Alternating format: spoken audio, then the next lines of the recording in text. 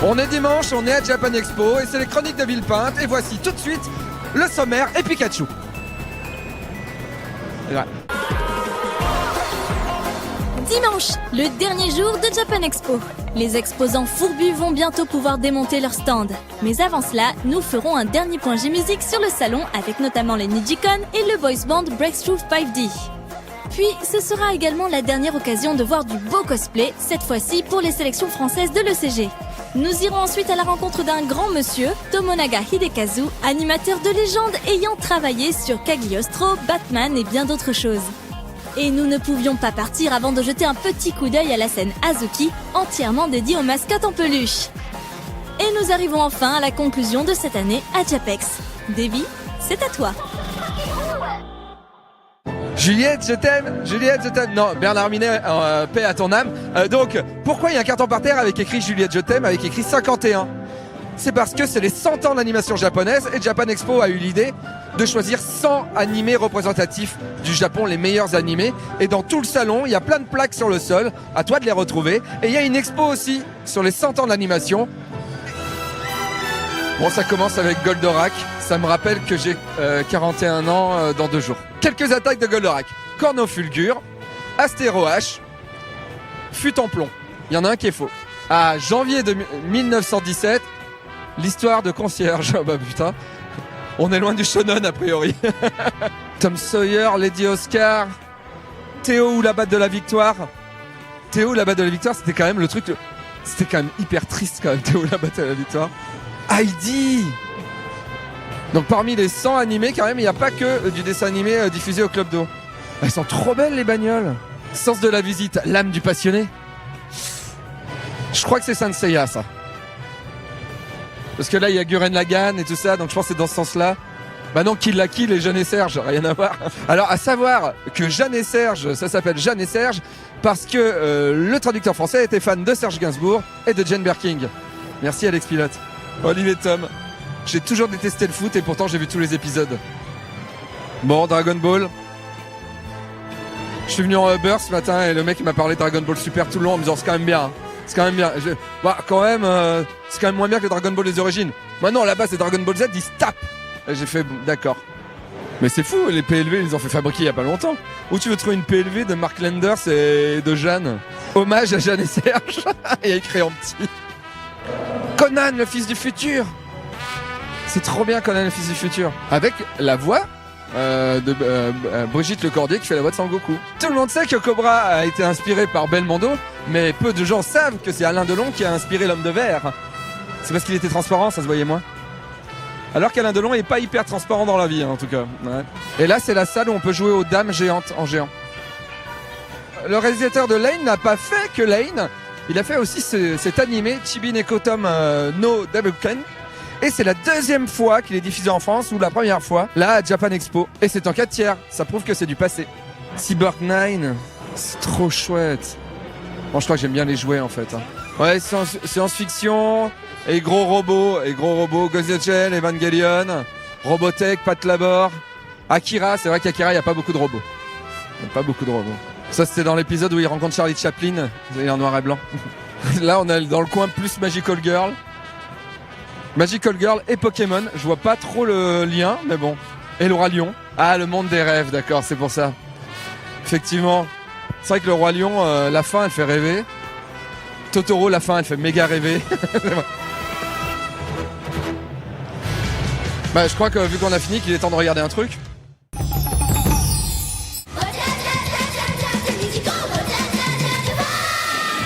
La dernière journée s'ouvre comme la première avec le showcase d'un groupe d'idoles sur la scène Ichigo.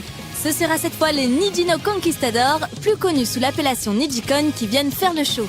Elles n'ont pas eu le droit à un live sur la scène Karasu, mais on pouvait sinon les retrouver tous les jours sur le Seiko Stage, une petite scène entre les 2 halls de la convention.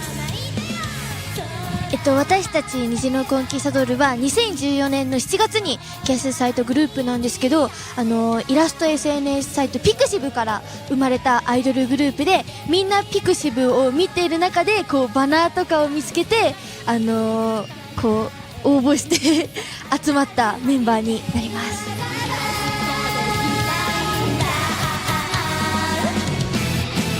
じゃじゃーん prend place tout devant, sur le podium, et commence avec un titre où les arrangements modernes se mêlent à des lignes plus traditionnelles de shamisen. Les artistes esquissent d'ailleurs quelques pas d'inspiration folklorique. De manière générale, c'est un groupe jeune mais déjà intéressant qui propose un bon showcase.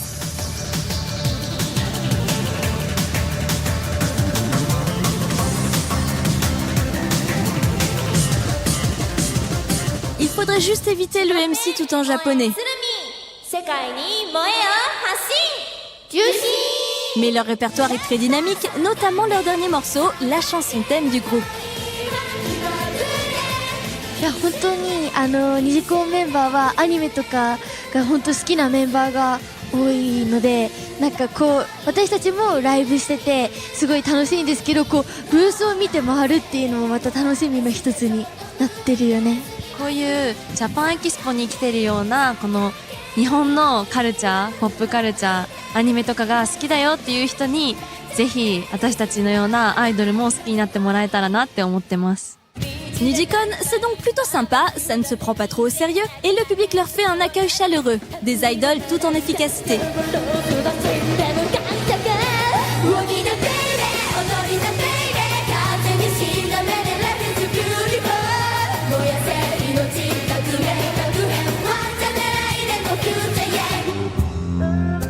Ensuite, sur la scène Karasu, c'est le début de la dernière session des tremplins J-Music avec Anin Shokestra et Kukatachi.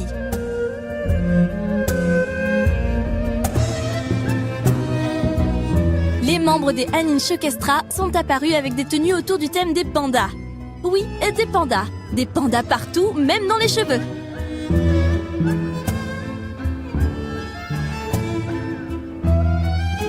Mais une nouvelle fois, le groupe surprend par sa composition et son répertoire très original. L'accordéon se prétend très bien à l'accompagnement de l'Eru.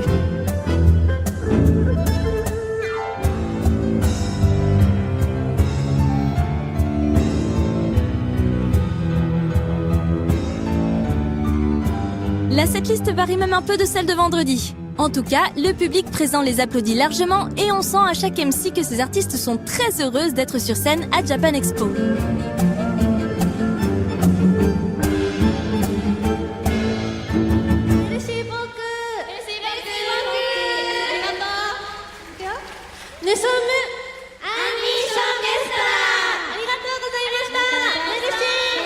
Ensuite, les tremplins se terminent cette année avec les Kukatachi.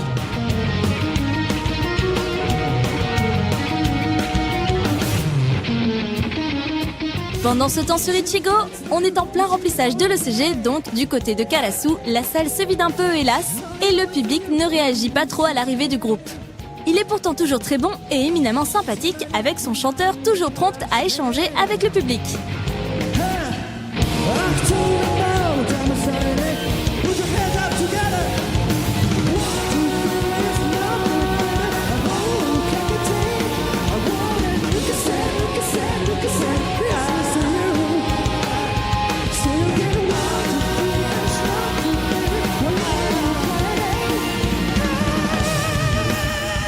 Il tente un MC en français, aidé d'un aide-mémoire qui ne semble pas très efficace.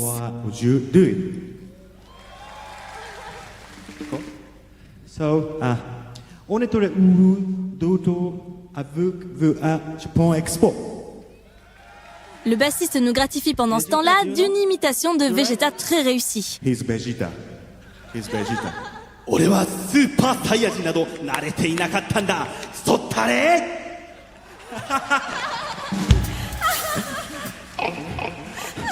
I'm so sorry of him.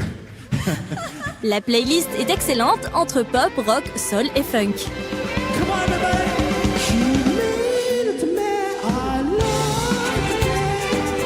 Les Kukatachi resteront une des grandes découvertes de la convention.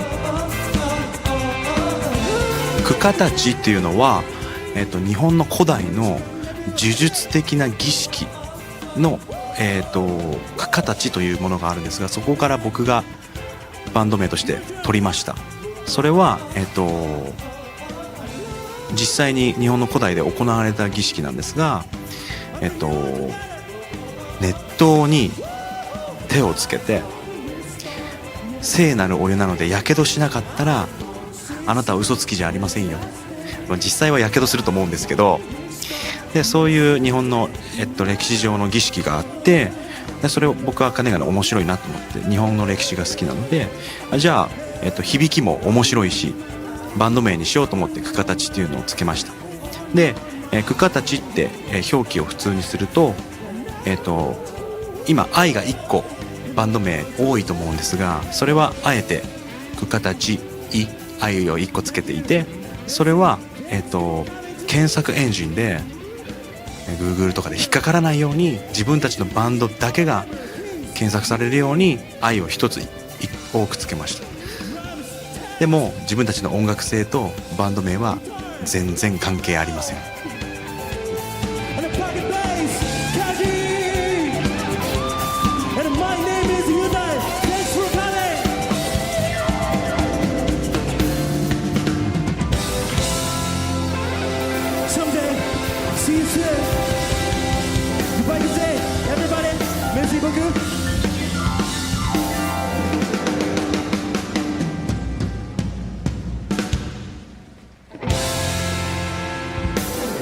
Après un showcase sur la scène Ichigo et un court passage sur le concert animé sans jeudi, les Wasuta sont maintenant sur la scène Karasu.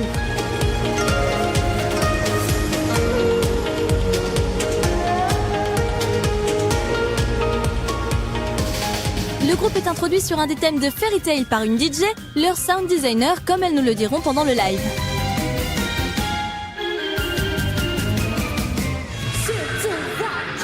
Après un premier titre, elle propose un medley animé avec du One Punch Man ou encore le célèbre Go, générique de Naruto pendant lequel toute la salle ne se prive pas de sauter en l'air et de chanter avec les artistes.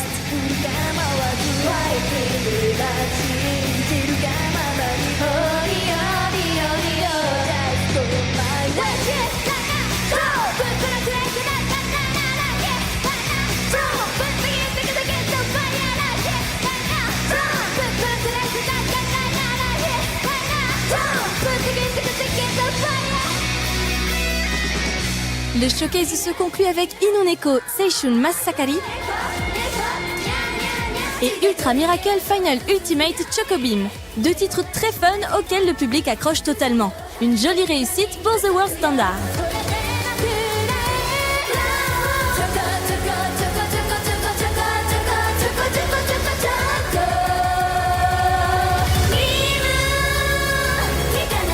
C'est alors au tour de Breakthrough 5D de monter sur scène.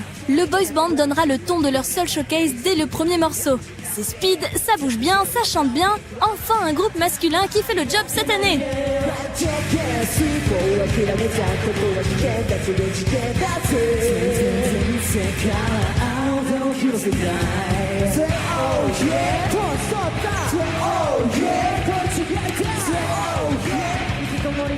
D'ailleurs, le public féminin ne s'y trompe pas au vu du volume sonore qui émerge de la fosse à chaque mouvement un peu acrobatique. Il faut dire qu'il nous offre des saltos et autres flips arrière, c'est assez impressionnant.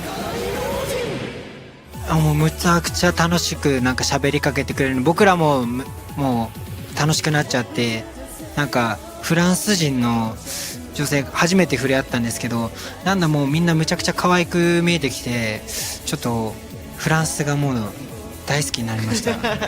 可愛いんですよ本当に。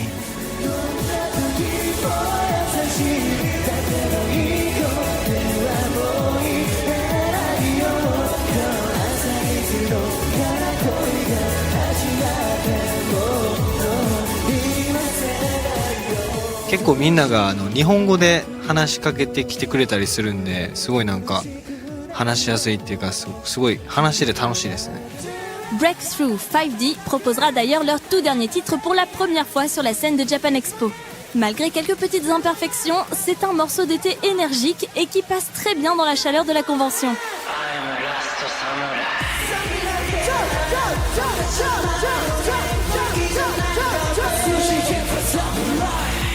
Ils sont très expressifs, vivants, communiquent avec le public, il y a de l'envie et il faut avouer que ça marche très bien.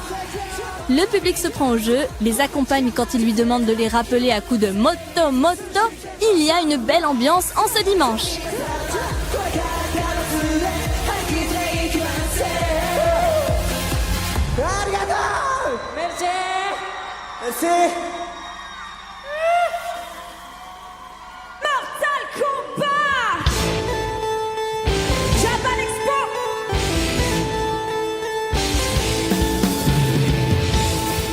C'est le Necolite Orchestra qui va conclure les showcases de la convention cette année, avec un set toujours centré autour de l'animation et des jeux vidéo. Ça démarre avec le thème de Mortal Kombat, enchaîné avec un medley jeux vidéo.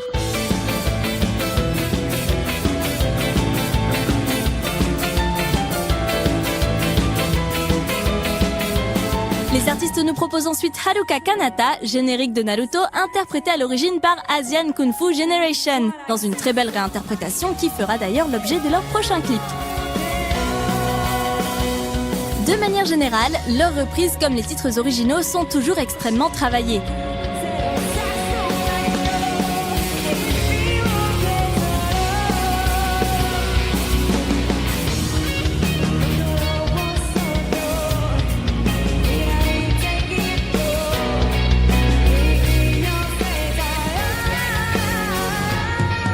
Il s'attaque même au thème de Tetris façon rap West Coast. Un bon gros délire qui marche très bien et remporte les suffrages du public.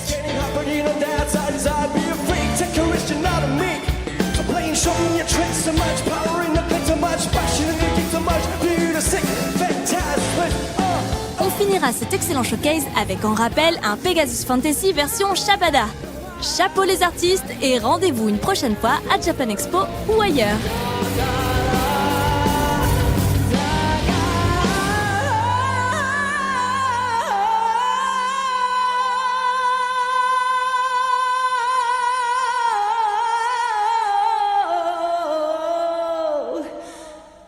Salut.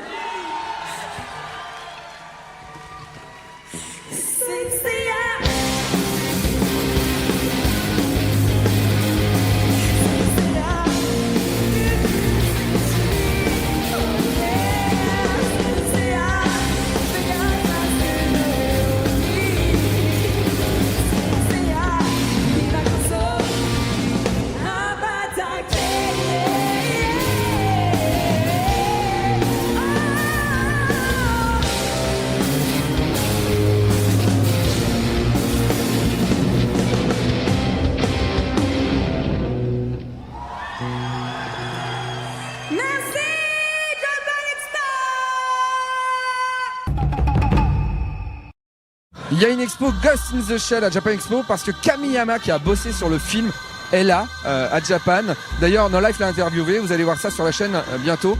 On peut faire de la réalité virtuelle, on est dans Ghost in the Shell.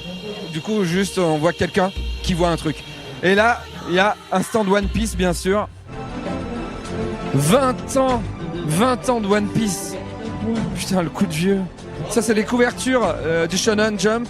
Et bah du coup on voit plein de personnages de One Piece, c'est peut-être le moment de dire que maintenant on va regarder le cosplay. Il y a sûrement des gens qui font du cosplay de One Piece.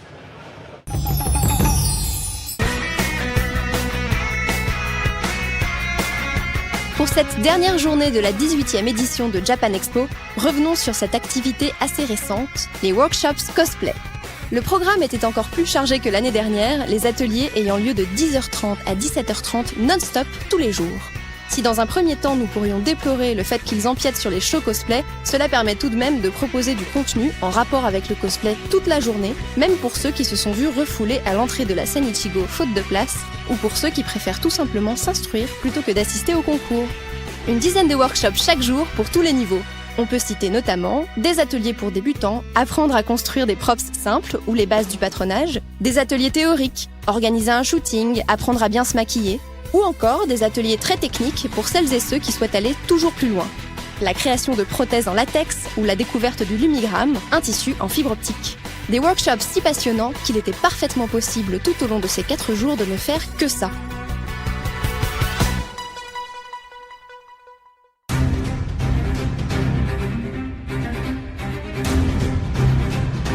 Mais il y avait tout de même un événement qui pouvait faire quitter les visiteurs de la salle workshop. C'est bien sûr les présélections françaises pour l'ECG 2018. Une petite surprise attendait le public au début du concours. Echo, ancienne représentante indonésienne pour le WCS, dauphine du Global Easter Cosplay, mais également invitée cosplay de Japan Expo, avait préparé une prestation pour l'occasion, illustrée par une vidéo faite par ses soins.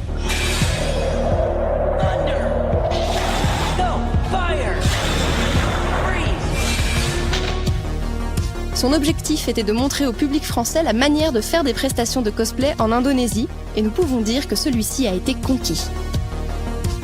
Côté concours cette année, la désertification des groupes s'est largement faite sentir avec seulement 5 participations. La pression engendrée par ce concours ferait-elle peur aux cosplayers ? Mais contrairement aux jours précédents, l'armure fait son grand retour, avec une ribambelle de costumes issus pour la plupart des jeux vidéo de Blizzard.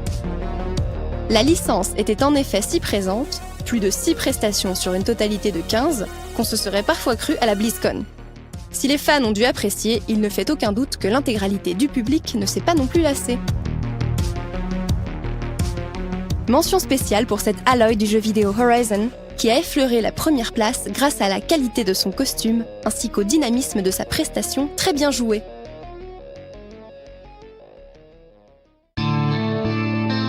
Cet Arthas de World of Warcraft, quant à lui, ne s'est d'ailleurs pas gêné pour montrer à tous les férus de tissu qu'un quick change en armure était tout à fait réalisable. Malgré tout, quelques robes de princesse ont su trouver leur chemin parmi tous ces guerriers émérites, et certaines prestations nous ont même apporté un peu de douceur. Et c'est le cas des gagnantes de la catégorie groupe, avec leurs costumes issus du jeu vidéo Child of Light. Leur complémentarité et la grâce de leurs mouvements et de leurs prestations ont su séduire le jury, qui les a désignées représentantes de la France pour la finale qui se déroulera l'année prochaine.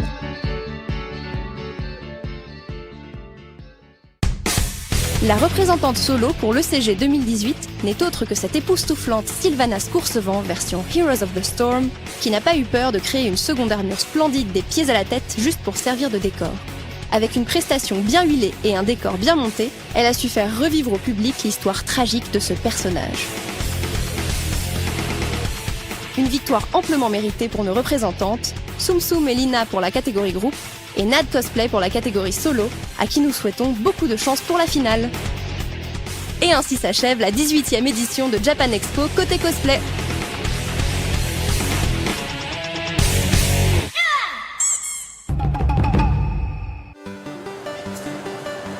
Alors voilà, on est sur le stand Delcourt et vraiment il n'y a aucun message subliminal dans cette vidéo. Quels sont les BD les mieux à avoir sur le stand Delcourt ? La Petite Mort, je pense, c'est un très bon choix. Et ça parle de quoi ? Eh ben, ça parle d'une petite mort qui va à l'école et qui fréquente des gens normaux. Et du coup, c'est un peu bizarre, mais c'est quand même assez drôle. Donc à lire. Merci beaucoup Noctali. Ah, pas de problème. Ce qui marche super bien, c'est Street Fighting 4. Des combats de rue avec des Shabadas. C'est pas facile à dire, des Shabadas. bien aussi, c'est notre nouvelle série Mushoku Tensei. Là, on vient de sortir le 2. C'est dans cette grande veine des mangas de réincarnation où un anti-héros se retrouve propulsé dans un monde d'heroic fantasy. Et donc, il va essayer de lutter contre ces démons de sa précédente vie.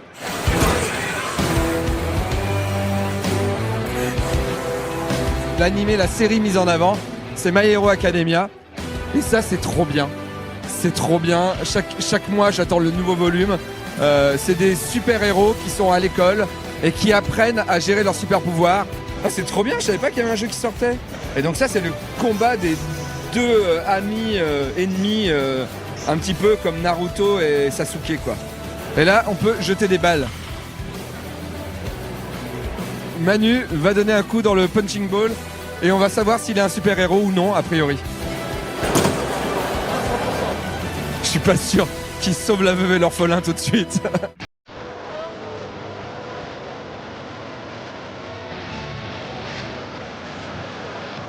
Et maintenant on est sur le centre Kurokawa et comme vous pouvez le voir, on me reconnaît plus du tout. Voilà. Coucou. Tu m'as reconnu ? Ah ok. Petite première journée, grosse deuxième journée et aujourd'hui c'est le week-end. Donc le week-end c'est le bazar, mais on est content, ça marche bien. Cette année on a Mob Psycho, je sais pas si t'as essayé la super attraction Mob Psycho. Kurokawa, grosse année, One Punch Man toujours. Ouais, ça c'est la série phare.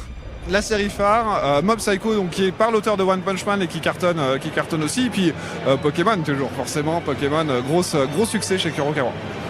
Merci beaucoup. Et maintenant, on regarde un sujet.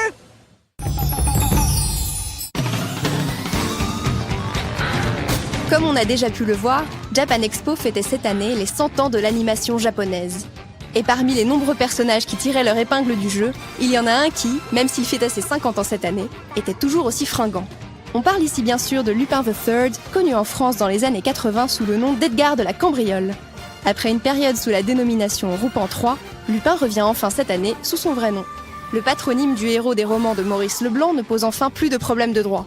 Pour sa future 5e série, qui devrait se dérouler en France, le gentleman cambrioleur pourra enfin assumer qu'il est le petit-fils d'Arsène Lupin. Tomonaga Kazuhide, animateur depuis plus de 40 ans, connaît très bien les aventures de Lupin, ayant travaillé sur de nombreux projets mettant le cambrioleur en scène. Il était à Japan Expo pour fêter les 50 ans du personnage et pour participer à l'événement Animé 100 afin de témoigner notamment de l'évolution des animés depuis 40 ans.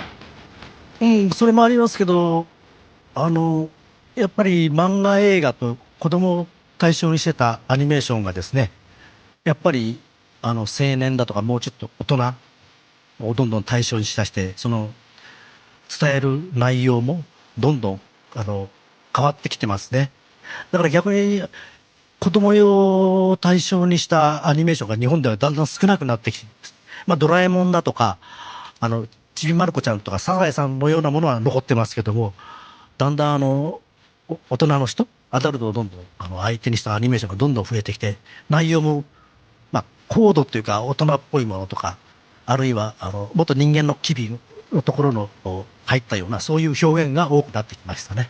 あとはデジタル化って技術的に。Durant sa longue carrière, il a eu l'occasion de travailler avec les plus grands sur des titres qui ont marqué leur époque. だからクオリティは別として、私のその経歴の中でそのインパクトがあった作品、マジンガー Z だとか、それからグレンダイザー、ゴールドラック、それからやっぱりルパンのシリーズ、あとやっぱカリオストロだとか、それからギャラクシーエクスプレスだとか、あとはリトルニモ、当たらなかったけど私にとっては非常に大事な仕事だった。ワーナーのバットマンとかスーパーマンも非常に私にとってはインパクトがありましたし、面白かったですね。日本のアニメーションが世界中にヨーロッパの人にインパクトを持ってもらえたってことは、非常に自分がその作品に関わっていて非常に嬉しいと思いますし、もちろんそのブレンダーザーのキャラクターデザインをやられた小松原和夫さん、ナウシカの作画監督をやられた、その人の絵が好きだったってこともありますけどもね。En 2015, Monsieur Tomonaga a supervisé la 4e série télévisée de Lupin III, sous-titrée L'aventure italienne, reconnaissable à la veste bleue du gentleman cambrioleur, pour laquelle l'animateur a pu apporter sa vision à lui des péripéties de la bande à Lupin. 僕はパート3は関わってないで分かんないですけど、パート2関わった時、パート2は面白かったんですけども、あまりには奇想天外すぎて、なんか5人がいつも一緒にくっついて回ったりとか、ちょっとアイデアがめちゃくちゃなとこもあって、ただ世界中に旅をするだけ、今の時代はそれはないんだと思って、やっぱり5人のキャラクターがね、もうちょっと立ち位置が違うというか、スタンスが違うってことをちゃんと表現したいというのと、あまり高等無形なアイデアはちょっと排除したいのと、それからやっぱりそのロケーションはやっぱり必然性があって、そのロケーションした方がいいと思うんで、やっぱりちゃんと今回パート4の時はサンマリノという場所にある程度限定して、その周辺でいろいろ動き回るっていう、ある程度説得力を持つような設定を使おうと思いましたね。Pourtant, son souvenir le plus marquant dans l'univers de Lupin reste son travail sur le film Le Château de Cagliostro, le premier long métrage réalisé par Miyazaki Hayao. いやもう今パッと思いますのはやっぱカリオストロの城ですかね。カーチェイスのシーンを担当された時に、最初は自分は車のことも知らないし、書けるとは思ってなかったんですけども、宮崎さんとか大塚さんにちょっと教えてもらいながら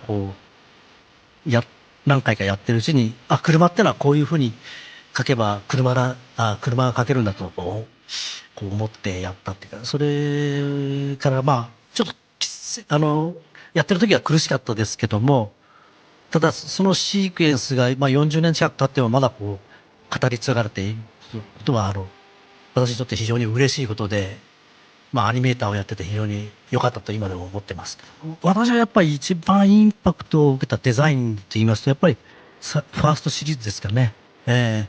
モッキーさんの先生の絵をもうちょっとアニメーション用にこう、リライトしたっていうか、そういう大塚さんの絵がものすごく好きで、あんまり存在感のある、絵は今でもないと思ってます。やっぱ、ルパンのシリーズの中でやっぱ好きですね。だからその後はいろいろ大塚さんの絵をその時代に合わせて若いスタッフが、こう、多少アレンジはしてきてると思うんですけど、僕は一番大塚さんのルパンが好きなんですけどね。Si Monsieur Tomonaga portait un t-shirt représentant la veste de Lupin, ce n'est pas forcément à ce personnage qu'il s'identifierait le plus. そうですね、ルパンはね、面白いんですけど、どっちかというとラテン系で、かっこいいなと思うけど、自分にはああいう、なんていうかな、キャラクター性はないなと。だから面白いんでしょうけど、自分に近いって誰だろう。やっぱ日本人の不器用な男としては、次元か、銭形ぐらいですかね。非常に不器用で、そういうところが親近感を持ってますけど。Loin des vantardises de Lupin, l'animateur a toujours su rester simple. Malgré les conditions difficiles des animateurs au Japon, il ne fait aucun doute que c'est bien derrière son bureau, en train de dessiner, que Tomonaga Kazuhide est encore aujourd'hui le plus heureux.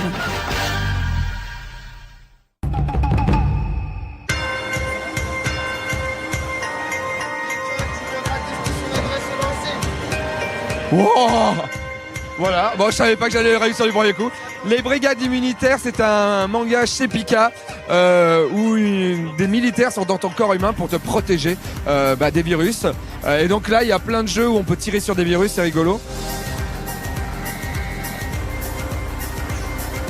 On est chez Kana et donc il y a Fire Force qui est un manga qui parle de pompiers, bien sûr.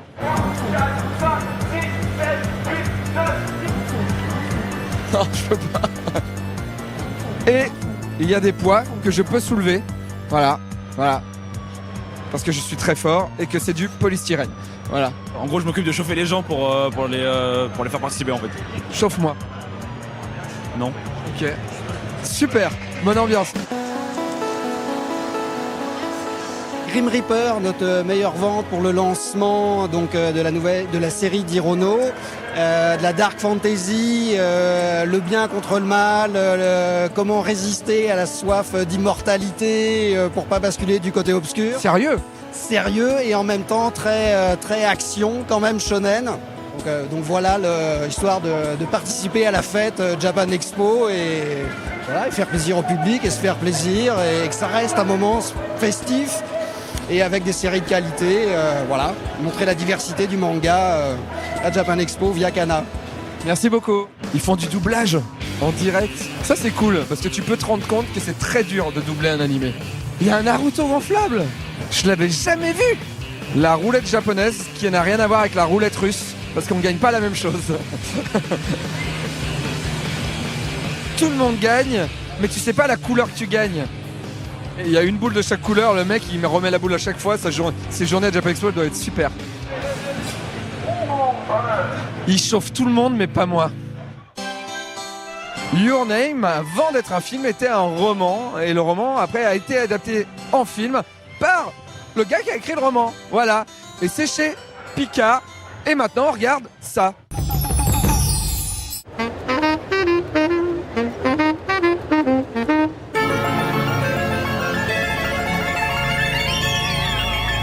Parmi tous les domaines relatifs au Japon festif présentés sur le salon, les mascottes ont pris une place de plus en plus importante ces dernières années. En France, les mascottes sont plutôt rares, et même souvent plutôt moches. Entre le géant vert, Monsieur Propre, le buisson humanoïde de CTLM et le grand-père Bivendum, on n'a pas de quoi pavoiser. Peut-être qu'en France, on n'aime pas trop les mascottes en fait. Tout le monde se moquait bien de Footix en 98 et même McDo n'ose plus mettre son clown dans ses pubs chez nous. Au Japon, c'est tout le contraire. Il y a des mascottes pour tout et il y en a partout. La petite délégation de Yurukiara, comme on les appelle au Japon, qui a fait le déplacement à Japan Expo, était principalement composée de mascottes régionales conçues pour faire connaître les charmes, les délices et l'histoire d'un patelin ou d'une région en particulier. Ladite mascotte utilise souvent un ou plusieurs symboles de sa région avec plus ou moins de goût. Là par exemple, la ville de Oyabe envoie fièrement son duo de mascottes sur scène. Elles sont mignonnes comme tout, ces adorables petites vachettes. Mais en approfondissant un peu, on découvre qu'elles font référence à un fait historique célèbre, une bataille du Moyen-Âge où de pauvres bœufs étaient envoyés sur l'armée ennemie avec des torches allumées attachées à leurs cornes. C'est pour ça qu'aujourd'hui, nos mascottes chantent avec des petites cornes enflammées. Cute, n'est-il pas? En tout cas, ça nous fait apprendre des choses sur l'histoire du Japon. Mission accomplie pour Melugyu. Oui, c'est leur petit nom. On vous le disait, les mascottes prennent de plus en plus le pouvoir à Japan Expo, et la meilleure preuve, c'est cette année la construction d'une scène qui leur est entièrement dédiée. Il s'agit de la scène Azuki, le haricot rouge. C'est ici par exemple qu'on peut voir se trémousser sur du Perfume, le petit chat Chii, tout droit sorti du manga publié chez Glénat.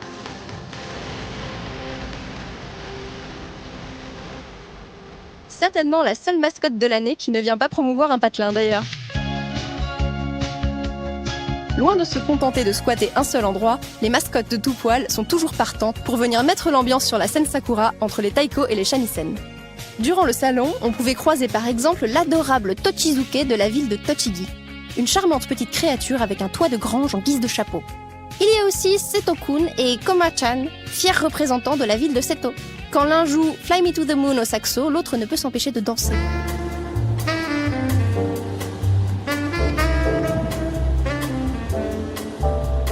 Yunemaru, lui, est venu de Fukui, tout fier avec son casque kabuto. N'oublions pas Yoichi-kun, venu de Otawara, un brave archer créé en hommage au samouraï Yoichi, le Guillaume Tell japonais.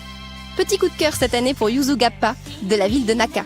C'est un merveilleux mélange entre le kappa, créature aquatique tirée du folklore japonais, et du yuzu, un agrume typique de l'archipel. Voilà donc le résultat, un kappa à tête de yuzu. C'est un peu comme si on inventait le dahu cornichon en France. Mais bon, il est quand même super mignon. C'est ça qui compte, non?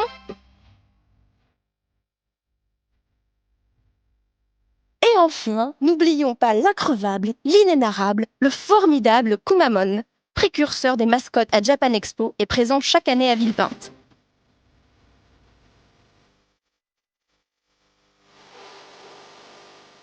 Une vraie bête de scène dont le charisme et le charme en font une véritable rockstar.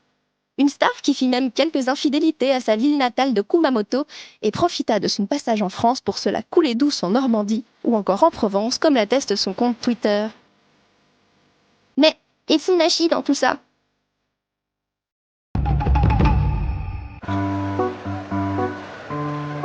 Je suis avec Chi. Et Chi, c'est le chat mascotte chez Glénat. Voilà. Alors, je pense pas que Chi puisse parler, mais je vais quand même lui demander. Chi, ça va? Tu as donné un coup d'écouteur. Chi is a good cat? Yes, but sometimes she's not good. So because she likes be checking or cracking. Yes, but so normally she is very sweet, small cat. So we can easily to hide in the airport. On est super contents parce que le couvent des damnés, qui arrive au tome 3 là depuis peu, est bien parti. C'est du seinen, ça parle plus de torture, ça se passe en Allemagne, c'est assez hard et on a vraiment envie de suivre l'héroïne jusqu'au bout, donc les gens aussi, donc c'est super, c'est super. Alors, sur le stand de Glénat, quels sont les succès de ce Japan Expo? Les succès de ce Japan Expo sont bien évidemment One Piece 83, puisque nous fêtons cette année les 20 ans de One Piece. Et pour l'occasion, nous proposons 2 éditions du One Piece 83, une édition courante pour ceux qui souhaitent continuer la série comme d'habitude, et une édition collector avec une jaquette différente pour ceux qui veulent effectivement marquer l'événement. En parallèle, nous disposons également d'un stand, le One Piece Birthday Island, où justement tous les fans de One Piece peuvent célébrer comme il se doit l'anniversaire de One Piece, avec notamment un centre de réalité virtuelle, une exposition qui retrace les grands événements qui ont marqué One Piece, tout un tas de goodies, de jeux concours et bien évidemment un livre d'or qu'ils peuvent également remplir à l'attention de Eiichiro Oda. Dans la main, nous avons effectivement donc le One Piece courant et le One Piece collector dont je parlais tout à l'heure. Et en or. Le collector est en or, bien évidemment. Avec One Piece, on pouvait pas se permettre autre chose puisque Luffy cherche des trésors et donc forcément il faut que ça brille. Et en parallèle, nous avons bien évidemment d'autres séries. Nous avons notamment la sortie du Dragon Ball Super numéro 2 qui est attendu par les fans. Le tome 1 en avril qui était sorti avait réussi le meilleur lancement manga de tous les temps et bien évidemment le tome 2 à Japan Expo, ça constitue un événement en lui-même.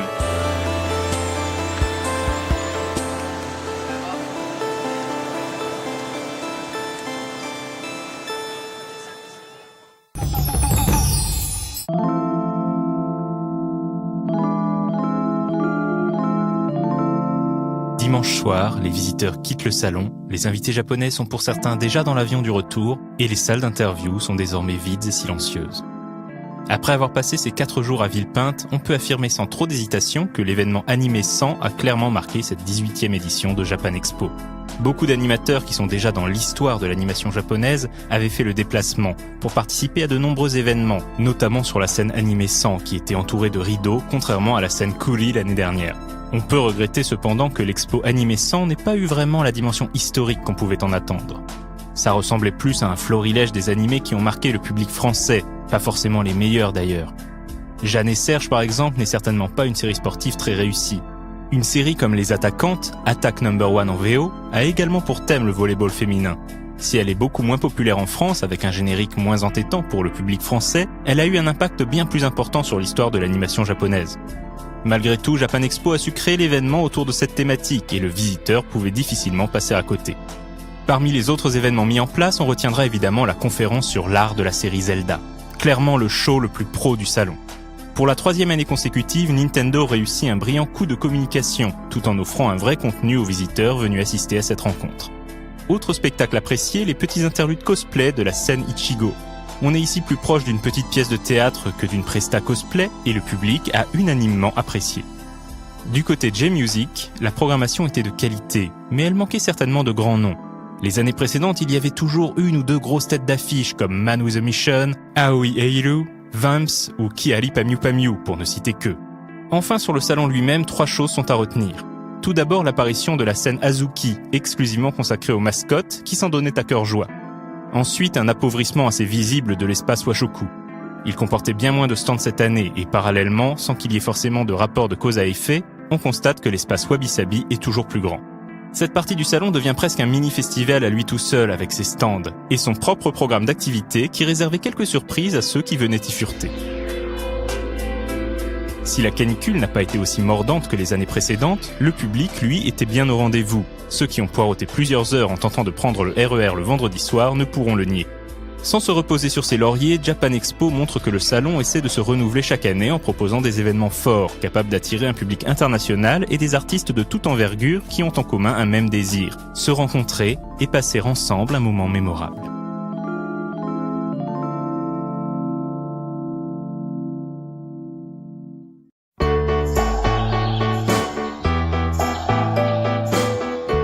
Merci Davy. Voilà, les chroniques de Villepinte, c'est terminé. Il est temps de partir en vacances. On se retrouve à la rentrée avec un No Life tout nouveau. Et on peut vous le dire dès maintenant, No Life en septembre, ce sera mieux avant. Forcément, c'est toujours mieux avant. Alors, profitez-en.